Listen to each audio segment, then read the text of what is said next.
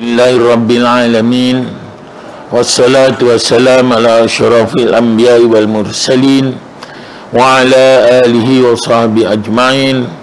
Rabbi israh li sadri wa yassir li amri wahlul 'uqdatam min lisani yafqahu qawli wa saddi lisan bi haqqi sayyidina Muhammad sallallahu alaihi wasallam. Asyhadu an la ilaha illallah wa asyhadu anna Muhammadar Rasulullah.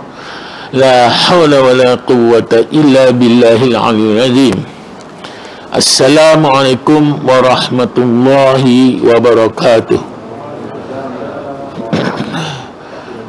Yang berbahagia Tuan Pengerusi Madrasah Barisan AJK, Tuan dan Imam, Tuan dan Bilal, seterusnya berjamaah muslimin muslimat yang dirahmati Allah. Syukur kita kehadrat Allah Subhanahu wa taala dapat kita menyambung semula kuliah kita pada hari ini. Ya, insya-Allah mudah-mudahan terus diberikan keamanan dan kekuatan dan kesihatan kepada Allah Subhanahu wa taala demi untuk kita meneruskan amal ibadah kita.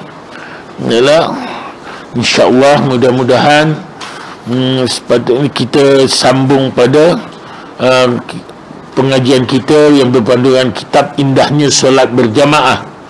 Tapi saya nak habiskan yang nota yang saya bagi akan datang sikit lagi, insya-Allah bulan hadapan kita sambung semula kitab kita ni, dan sambil itu saya akan bagi sulamin yang ini.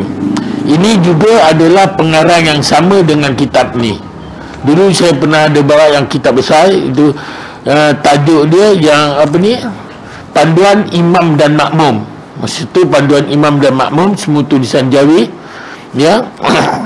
Dan pengarang sama dengan Indahnya Solat Berjamaah ni, ya, apa ni, Ustaz Muhammad Haizir Hussein dan disokong oleh Dr. Zulkifli Muhammad Al-Bakri, ya. Jadi ini sebanyak sedikit sebagai panduan. Oleh kerana nota yang dalam ini tak ada dalam buku ni, Indahnya Solat Berjamaah, saya tengok-tengok tak ada. Pasal tu saya ambil kat sini.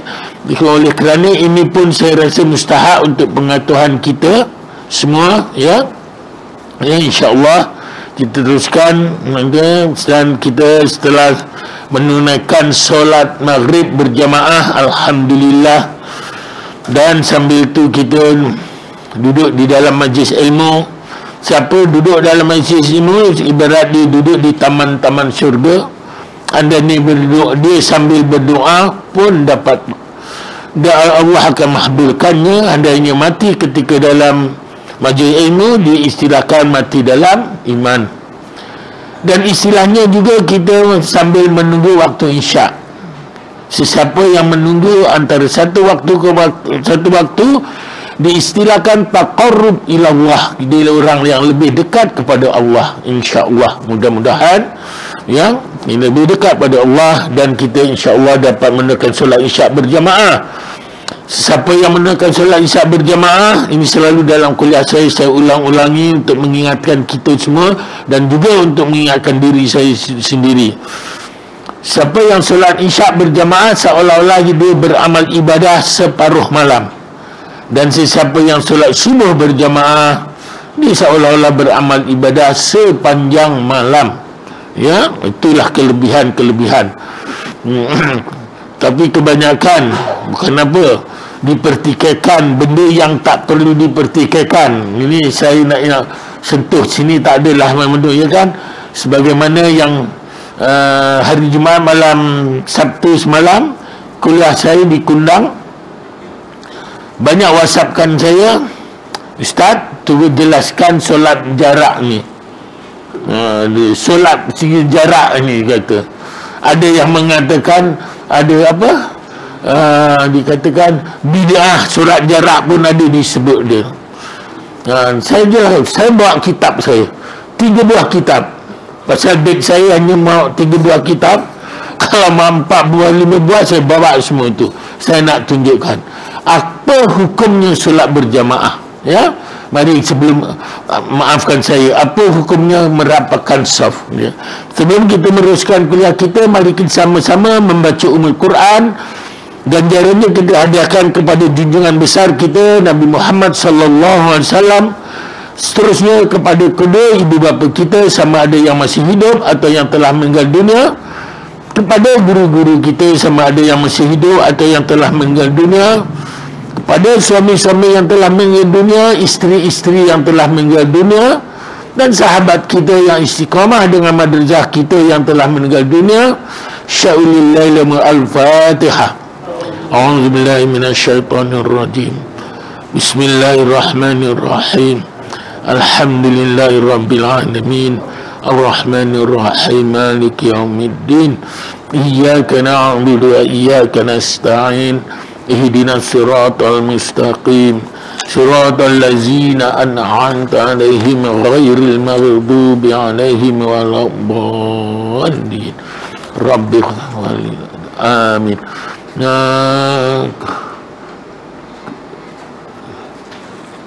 Kita punya yang ni bila penghabisannya? Sri Melati Ceras.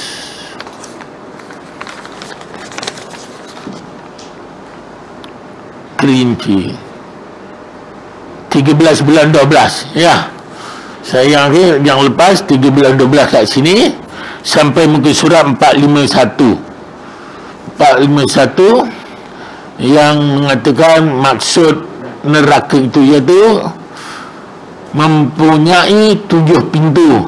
Bagi tiap-tiap sebuah pintu itu ada bahagian yang tertentu dari mereka yang sesat dan menyesatkan itu. Ya, 7 neraka itu, 7 pintu neraka, ada nama-nama pintu tu, kemudian tu, dan dosa-dosa yang kita lakukan, maka nama kita yang akan kita masuk ke neraka, pintu mana yang kita akan dimasukkan. Tetapi sebagaimana dalam hadis ini tadi yang lepas mengatakan, sesiapa yang membaca selepas solat maghrib dan solat subuh, ketika apabila dia mati, ditakdirkan dia mati antara maghrib ke subuh besok dan subuh ke maghrib akan datang, maka dia tidak akan dimasukkan ke neraka kecuali dosa syirik kepada Allah. Tapi dosa-dosa kecil Allah akan hapuskan. Dan begitu juga sebagaimana dalam kitab 10 kekasih Allah, karangan Ibn Qayyim mengatakan, memadamkan ayat perkataan Allahumma jirna minan nar, Allahumma jirna minan nar, itu adalah memadamkan nama-nama kita yang tercatat di pintu neraka itu. Apabila katakan Nahrawi ini membuat kesalahan apa, menipu contohnya, boleh jadi akan masukkan di pintu sekian-sekian. Tetapi apabila kita melazimkan, mengamalkan ayat-ayat ini, maka kita insyaAllah apabila nak bawa aja ke pintu tu, tengok nama tak ada, bermakna tak masuklah kita. Ya dah, Nahrawi tadi taklah dimasukkan ke situ, contoh. Ya, jadi itulah salah satu daripadanya. Okey. Yang bab bila berpusing ke kanan, ini sebagaimana yang lepas imam setelah kita baca la ilaha illallah wa la syarikalah 10 kali, dan Allahumma jinna minan nar, Allahumma jinna minan nar 10 kali, ya, dan Allah antas salam wa minkas salam, dan dia boleh pusing ke kanan. Bau kiri menghadap ke mihrab, bau kanan menghadap ke makmum. Ya, berpusing ke kanan tadi menganamkan makmum dan mengirikan mihrab.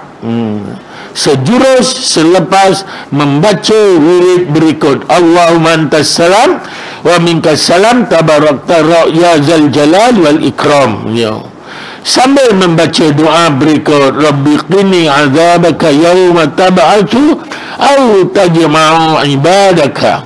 Ya, itu sambil doa, membaca doa itu. Dalil mengenai pensyariatan wirid ini ialah hadis berikut. Ini dalil dia, ya. An Aisyah qalat kana Rasulullah sallallahu alaihi wasallam idza sallama lam yaq'ud illa miqdara ma yaqulu Allahumma antas salam wa minkas salam tabarakta ya zal jalali wal ikram. Rawahu Ahmad, diriwayatkan oleh Imam Ahmad, Imam Muslim, At-Tirmizi, ya, dan wa Majah, Ibnu Majah, ya, itu dalam kitab-kitab yang tersebut. Yang bermaksud daripada Aisyah berkata adalah Rasulullah sallallahu alaihi wasallam sesudah memberi salam, baginda tidak duduk di tempat solatnya, melainkan sekadar waktu sehingga baginda membaca Allahumma antas salam wa minkas salam tabarakta ya zal jalal wal ikram, yang artinya ya Allah, engkaulah maha sejahtera dan daripadamu datangnya kesejahteraan dan maha berkat engkau, wahai Tuhan yang mempunyai keagungan dan kemuliaan. Ini itu maksud tadi. Hadis di atas menjadi dalil bagi bilakah waktu imam berpusing, menjadi dalil bilakah waktu imam berpusing. Adapun dalil bagi ke arah manakah pula yang berpusing, ia berpusing, ialah hadis berikut. An Samurah tabani Jundubi radhiyallahu anhu qala kana Rasulullah sallallahu alaihi wasallam idza shalla salatan aqbala alaina biwajhihi. Rawahu Bukhari, diriwayatkan oleh Imam Bukhari, ya. Yang bermaksud daripada Samurah bin Jundub berkata adalah Rasulullah sallallahu alaihi wasallam apabila selesai solat, baginda menghadap ke arah kami dengan wajahnya. Mungkin timbul juga persoalan, iaitu mengapa ke arah kanan? Jawapannya adalah berdasarkan hadis berikut. Mengapa dia berpusing ke arah kanan tadi? Ya, ini sebahagian darinya jawapannya. Anil Barra'i radhiyallahu anhu qala kunna idza shallaitna khalfa Rasulillah sallallahu alaihi wasallam ahbabna an nakuna an yaminihi yaqbilu alaina biwajhihi qala fasami'tuhu yaqulu rabbikinni azabaka yawma tab'atsu aw tajma'u ibadaka. Rawahu Muslim, diriwayatkan oleh Imam Muslim. Kebanyakan riwayat yang diriwayatkan oleh Imam Muslim ini adalah hadis sahih, ya. Okay. Yang bermaksud daripada Al-Bara' radhiyallahu anhu berkata adalah kami sekiranya kami salat di belakang Rasulullah sallallahu alaihi wasallam, kami suka berada di sebelah kanan baginda, kerana setelah solat baginda akan menghadapkan wajahnya ke arah kami sambil membaca rabbikini azabaka yawma tab'atsu aw tajma'u ibadaka, yang bermaksud Tuhanku, peliharalah kami dari azabmu di hari yang engkau bangkitkan atau himpunkan hamba-hambamu, ya. Oleh itu, sebagai mengamalkan tuntutan kedua-dua hadis di atas, maka dihadapkan wajah imam ke arah makmum yang berada di sebelah kanan. Di dalam ilmu usul fiqh, usulul fiqh, ya, di dalam kitab usul fiqh, proses penggabungan ini dikenali sebagai al-jam'u baina adillah, ya, itu sebagai al-jam'u baina adillah. Itu dia. Apa yang dikatakan sebegini, banyak sini sebagai ringkasan. Kenapa dia menghadap ke kanan, ya, menghadap ke kanan, mengiring ke kanan? Pasal itu jamaah dulu dia suka sebelah ambil saf depan dan sebelah kanan, sebab dia nampak wajah Rasulullah dan Rasulullah akan nampak wajah dia. Apa sebabnya Rasulullah itu? Ini berdasarkan dulu zaman dulu ialah memang jamaah memang tak ramai zaman Rasulullah, ya tak? Para sahabat Rasulullah kenal siapa semua sahabat, ya. Tapi lah kalau katakan sini ada berapa blok, kalau semua blok ni tak tentunya Pak Imam semua kenal, ya tak? Kalau sekadar yang lazimnya yang dekat dengan jiran Pak Imam, ataupun yang selalu bersama Pak Imam di surau contohnya, baru Pak Imam kenal, contoh, ya. Jadi sebab apa? Apakah persoalan? Apakah imam perlu berpatah balik menghadap ke arah kiblat ketika berdoa, atau terus kekal menganankan makmum dan mengirikan mihrab? Maksudnya imam tadi setelah berpusing tadi, adakah imam tadi nak berdoa menghadap ke kiblat balik? Sedangkan sunat membaca doa, sunat berwirid dan sebagainya itu adalah menghadap ke kiblat. Tetapi di keadaan di sini ialah imam tidak perlu lagi menghadap ke kiblat, malahan makruh, ya. Tetapi makmum mestilah menghadap ke kiblat. Ini ada persoalannya. Untuk menjawab persoalan ini, saya merujuk kepada apa yang dikatakan oleh penyusun Fathul Mu'in. Nah, ini hari itu pun saya bawa kitab Fathul Mu'in kepada tempat orang yang apa, pasal banyak sangat yang bertanyakan masalah saf ni tadi. Nanti insyaAllah saya jelaskan itu sebanyak sedikit, ya. Dalam Fathul Mu'in terjemahan Rumi juzuk 1 halaman 172 yang di antara lain beliau mengatakan sunat menghadap kiblat di kala berzikir dan doa sekiranya ia adalah munfarad. Munfarad ini adalah solat persendirian ataupun menjadi makmum. Kita solat persendirian menjadi makmum, maka sunat menghadap ke kiblat ketika wirid, ketika berdoa dan sebagainya. Sekiranya ia seorang imam dan tidak berdiri pindah, bermakna tidak berpindah-pindah dan sebagainya, tetap itu tadi kedudukannya, ya, dari tempat solat, maka dalam keadaan begini lebih utama menjadikan samping kanannya di hadapan makmum dan samping kirinya ke arah kiblat. Guru kita Al-Imam Ibnu Hajar Al-Haytami menambah, sekalipun waktu berdoa, walaupun waktu berdoa, jadi imam tetap duduk macam tak perlu dia menghadap ke kiblat, ya.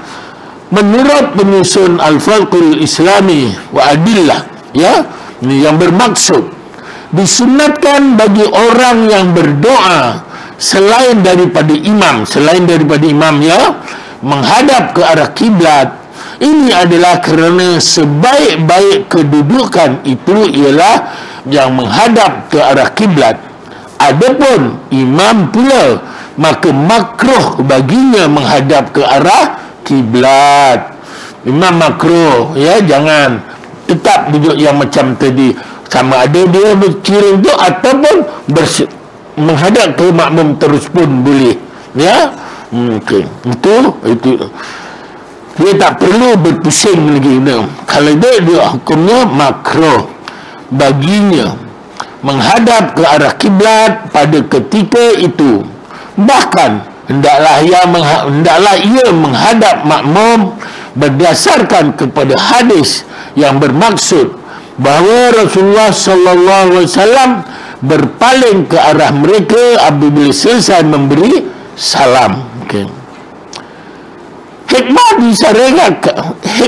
disyariatkan imam berpusing menganankan makmum dan mengirikan mihrab. Menganankan makmum maksudnya memandang kepada makmum. Hikmah dia dapat memerhatikan apa yang berlaku di kalangan para jamaah, seperti mana yang banyak berlaku di zaman Rasulullah sallallahu alaihi wasallam. Di antaranya ialah peristiwa yang menjadi dalil kepada sunat mengulangi salat fardu untuk mendapatkan pahala berjamaah.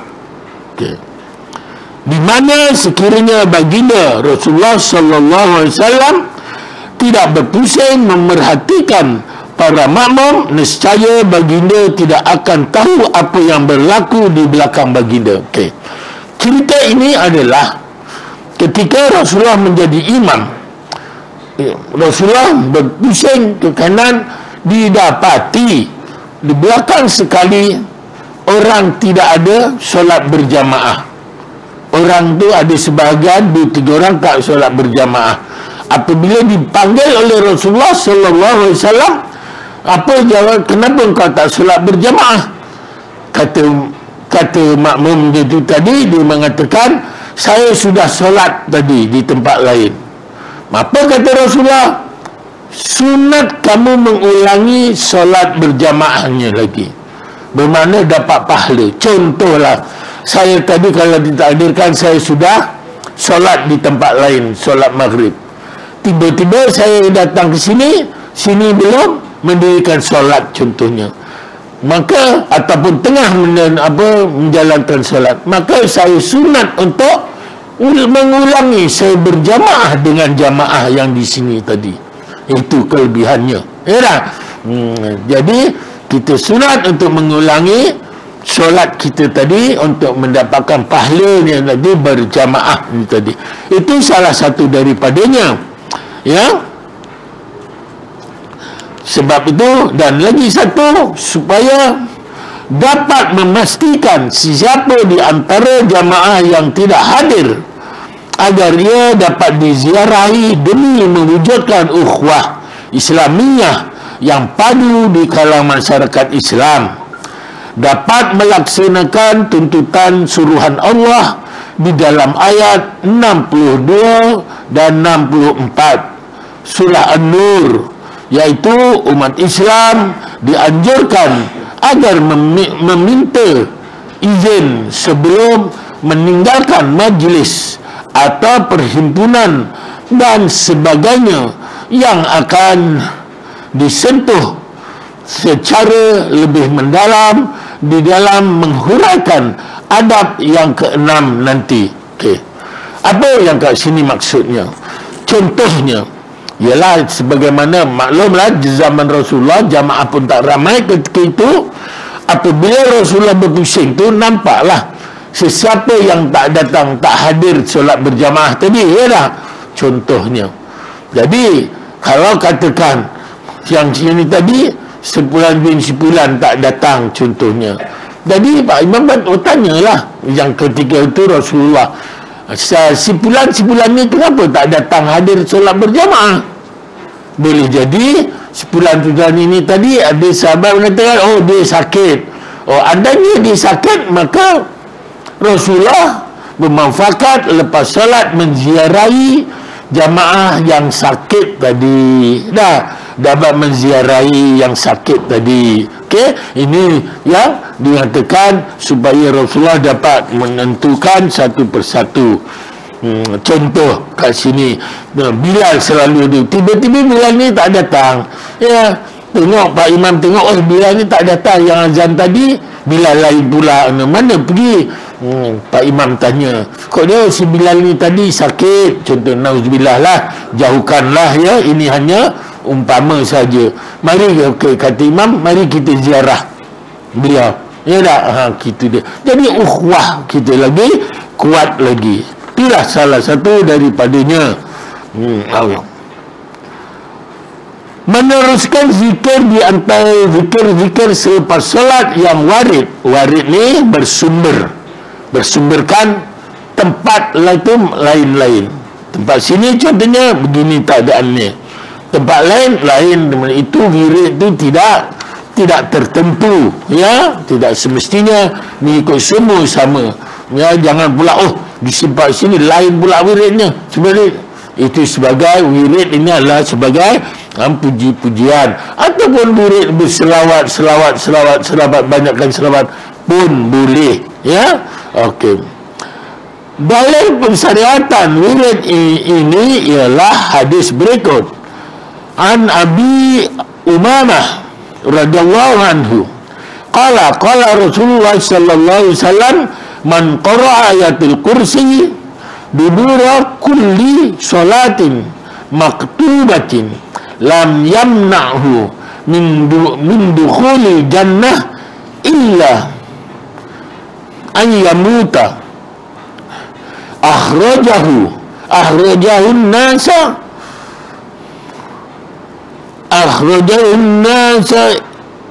iju Ibnu Hibban wa zada fihi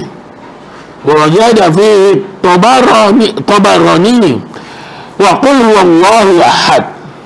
Sabil Islam lisna'ah, ya, yang bermaksud daripada Abu Umamah radhiyallahu anhu berkata, bersabda Rasulullah sallallahu alaihi wasallam, barang siapa membaca ayat kursi setiap selepas salat fardu, maka tiada yang menghalangnya dari memasuki surga melainkan kerana dia belum mati.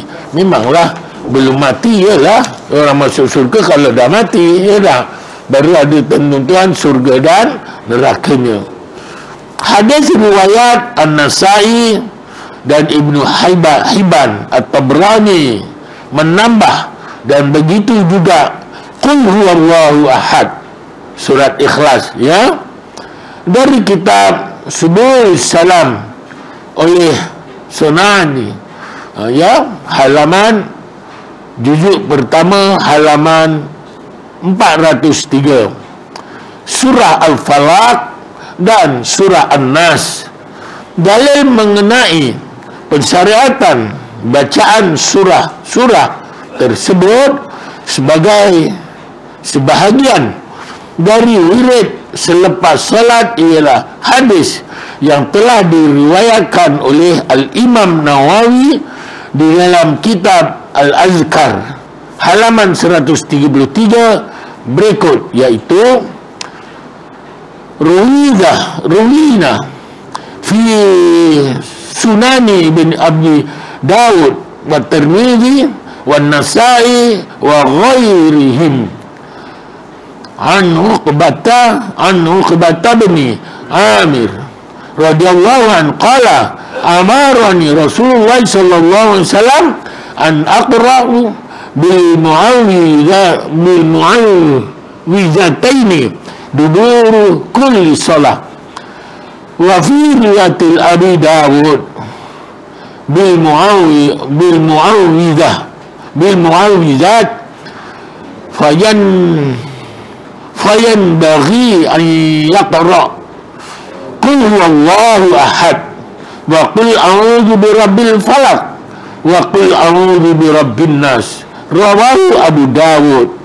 Ya, ini yang bermaksud kami meriwayatkan dari Sunan Abi Dawud, At-Tirmidzi, An-Nasai dan selain mereka daripada Uqbah ibn Amr radhiyallahu anhu, katanya bahawa Rasulullah sallallahu alaihi wasallam telah menyuruhku membaca al-mu'awwidhataini qul a'udzu birabbil falaq qul a'udzu birabbin nas, ya, di belakang tiap-tiap solat itu. Tapi ini biasanya biasanya kalau saya bawa ni waktu lepas solat subuh, ya, pasal kat situ kita terus bawa tahlil sekali.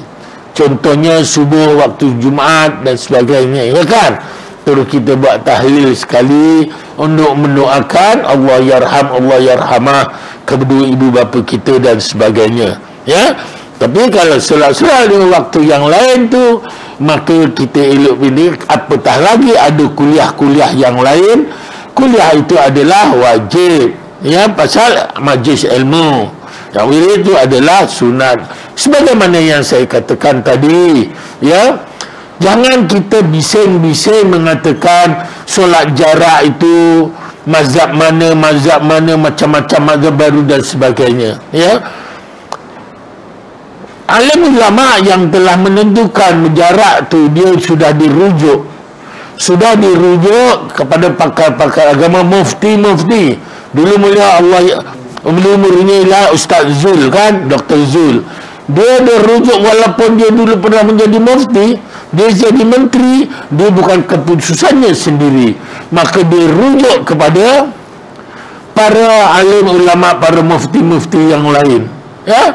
Contohnya, kita merapatkan saf itu hukumnya apa? Sunat, ya. Tuan-tuan muslimin muslimat yang dirahmati Allah, sebelum ini dulu pun, adakah tuan-tuan dulu ketika solat merapatkan saf? Kita anggap merapatkan, tetapi bagaimana yang dikatakan rapatkan saf? Yang dituntut oleh Rasulullah ialah bertemu bau ke bau. Ini kadang-kadang kita setengahnya, kita nak rapatkan saf gini, yang ini lari sikit. Kita nak rapatkan gini, lari sikit, ya tak? Kemudian ada orang sentuh sini, menjeling mata itu, sempit itu, ya tak? Bukan itu yang namanya, itu dulu pun kita tak sempurna merapatkan saf kita. Makruh juga, ini pun sekadar makruh, tetapi kita nak mengelakkan dari mudaratnya ni tadi lebih banyak, ya. Kemudian didayakan, Ustaz, kenapa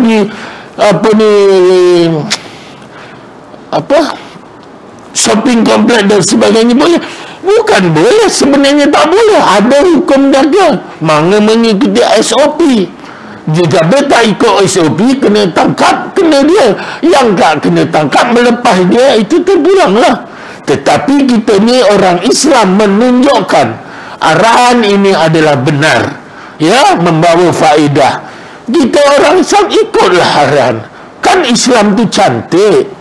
Nah, Islam kita dia, al-Islamu ya'lu wa la yu'la alaih. Islam itu tinggi martabatnya, tiada yang lebih tinggi selain daripada Islam.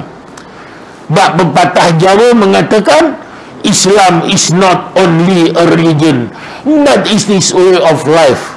Islam bukan semata-mata satu agama, tetapi Islam adalah satu cara untuk hidup. Oh, Ustaz tu pepatah Jawa ke? Yang cakap ni orang Jawa. Ya, itu saja. Ya, ada pertanyaan. Ini dah lebih masa lah, ya. Dah masuk waktu belum? Belum. Kalau belum, saya buka soalan. Cantik. Ya? Okay. Ada pertanyaan? Okey. Kalau ada pertanyaan, yang ini apa dia? Oh, ni tahlil ya. Okey. Ya. Ya. Kena kuat. Ya? Soalan mudah. Okey. Okey. Kuat sikit Bang Ram. Ya.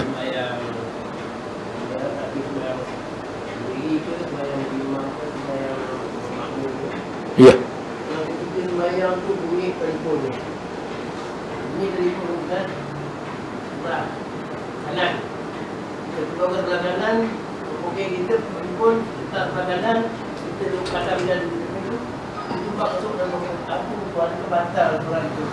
Sebenarnya pasal itu, kita sebelum telefon, sebelum solat tadi, eloklah silenkan telefon. Ya, oleh kerana kalau dah gini itu banyak kali pergerakan boleh membatalkannya, jadi membatalnya. Tetapi kalau katakan handphone saya kat sini, saya tekan gitu saja dari sini mati, apa-apa tekan tak kisahlah, jadi mati, itu tak mengapa. Ya, tapi kalau kita ambil ini dah berapa kali pergerakan, ya dah, lepas tu gini balik, ya dah banyak 3 kali pergerakan dalam satu rukun, batal solatnya. Masal itu selalunya kita eloklah matikan ataupun silentkan. Tapi saya rasa kalau kita mati, kita setakat raba sekali tekan gitu mati, ya tak? Kita tahu kedudukan itu mati, tak perlu kita nak tu gitu, ya tak? Itu, ya. Lagi satu, muslimat yang dirahmati Allah. Kalau katakan kita serat jarak ni tadi makruh, tapi jamaah kita berjamaah tetap sempurna, jamaah kita, solat kita sempurna. Jadi okay, sikit ya, dah masuk waktu sikit.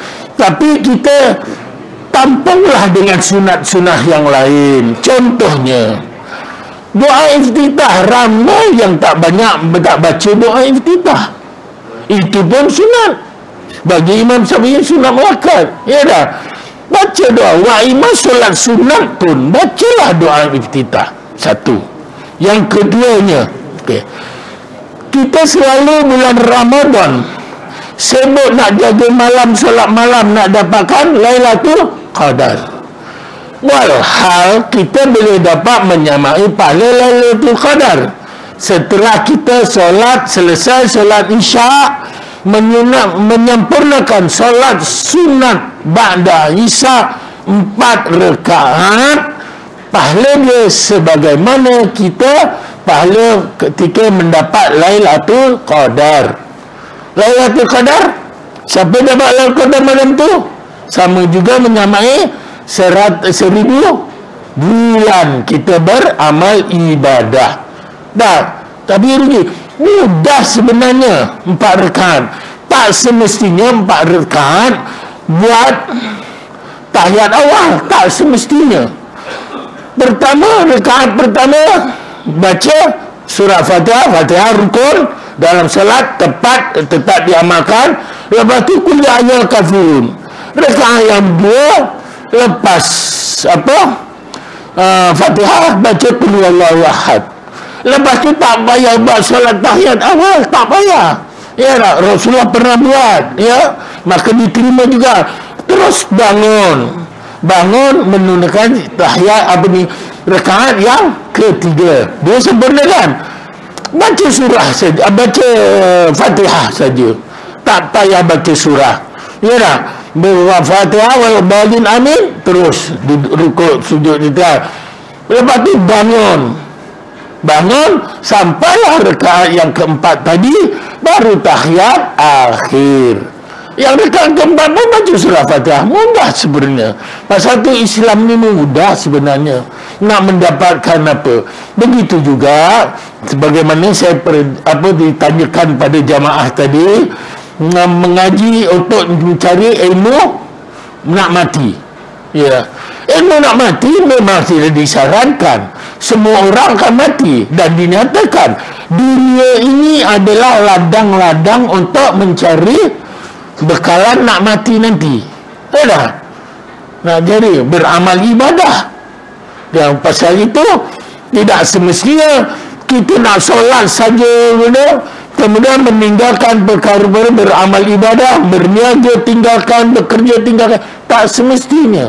Ya, pasal Rasulullah sendiri mengatakan man arada dunya fa'ali bil ilmi wa man aradahuma wa man arada dunya fa'ali bil ilmi wa man arada akhirata fa'ali bil ilmi wa man aradahuma fa'ali bil ilmi. Nakkan dunia cari ilmu dunia, nak akhirat cari ilmu akhirat, nak kedua carilah kedudukan. Tetapi digalakkan kan begitu juga, mengatakan beramal ibadahlah kamu seolah-olah kamu akan mati esok hari. Berusahalah kamu seolah-olah kamu akan hidup selama-lamanya. Itu pepatah ada mengatakan. Jadi carilah. Kalau kita katakan nak cari duit saja, sedangkan kita nak mati di akhir nanti, ya dah. Jangan kita nak masuk surga tetapi kita tak nak jalan untuk cari masuk ke surga, ya dah. Kemudian besok anak-anak kita doakan kita nak masuk surga, sedangkan waktu hidup kita tak nak masuk surga, tak nak cari jalan sendiri, ya dah. Itu bak kata kereta banyak, boleh sedekahkan jadi jalan surga, ya dah. Duit banyak, sediakan anak yatim dan sebagainya jadi jalan ke syurga segala-galanya, ya dah. Jadi itu muslimin muslimat yang dirahmati Allah, jangan kita tertipu dengan hilah-hilah, ya, yang hujah-hujah yang tidak munasabah. Banyak sebenarnya kita panduan kita hadis dan Al-Quran, itu mencukupi dah. Al-Quran, pasal itu kalau kita makan ubat dan sebagainya, kita kata, ya Allah, ya Tuhanku, Kau sembuhkanlah kita penyakitku ini, ya Allah. Aku percaya apa yang telah Kau janjikan, setiap penyakit ada ubatnya, dan aku berusaha mencari ubatnya, dan maka Kau temukanlah mana satu-satunya. Ya dah, usaha, insya-Allah. Ya, setelah ini dulu. Ada pertanyaan lagi?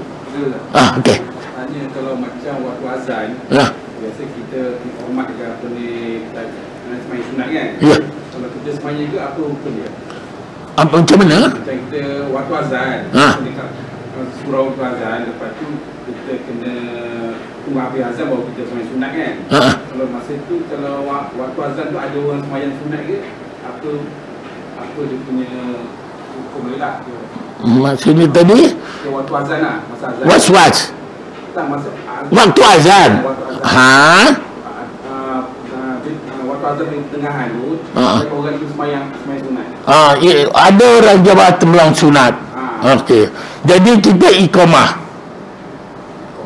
Ya. Bukan, maksud saya dia orang tu orang tu solat. Kita dengar azan. Ya. Waktu azan. Lepas tu ada orang solat, orang tu sembahyang dia. Dia tak tunggu azan tu habis. Azan habis. Okey. Maka dia kena tunggu azan itu habis. Kecuali contohnya solat Jumaat ada 2 kali azan kan? Azan yang pertama sudah tentu kita tahu, azan yang pertama itu adalah permulaan, belum khatib, belum naik mimbar lagi. Ada solat sunat ba'diyah lagi kan?